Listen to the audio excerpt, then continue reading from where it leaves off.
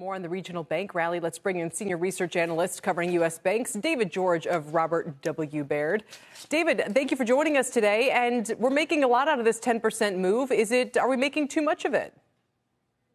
No, I don't think so. And like Leslie mentioned a moment ago, I think the movement in rates last week, combined with the bullet point or two I would add to your prior commentary, is the first positioning within the banks is very low. I think market participants are significantly underrepresented in bank stocks, and additionally, valuations of this group are extremely attractive from our standpoint. They are as cheap.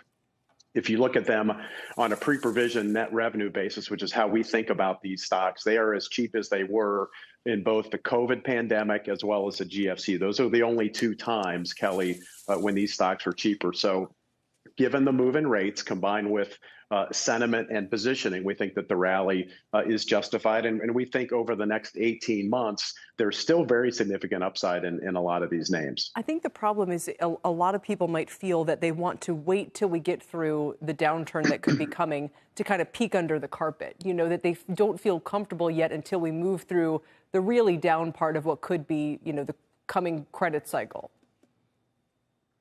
Yeah, that's right. And obviously, anytime we're making stock calls or longer term calls, you have to have a view as to how the future is going to play out, which is obviously unknowable. Now, from our perspective, that is where valuation comes into play.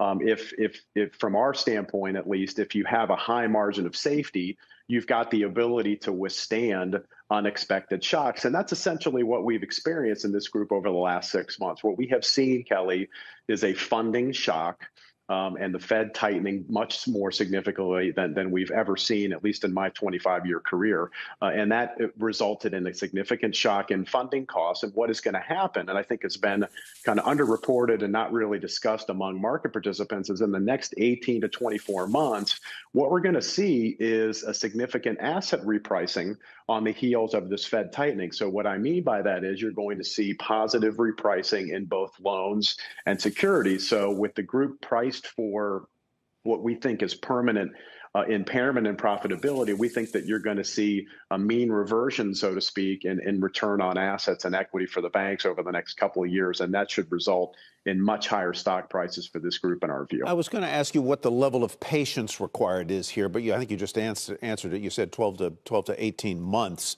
Am I better off buying individual names here or going with the KRE with an ETF and just playing the sector?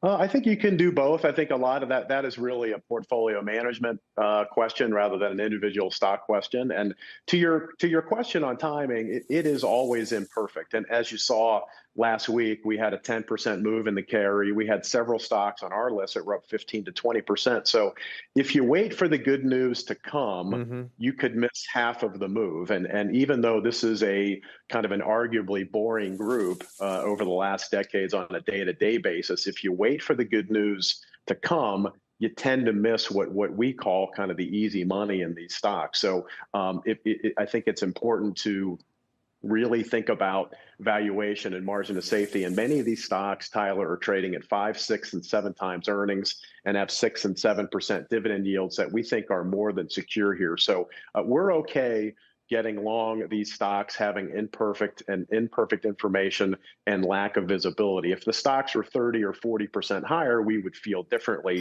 given the uncertainties out there. But at here, we think a pretty reasonable. And you don't feel that I've missed a big hunk of the easy money from last week, clearly. No. No, I think that 10% move is very warranted.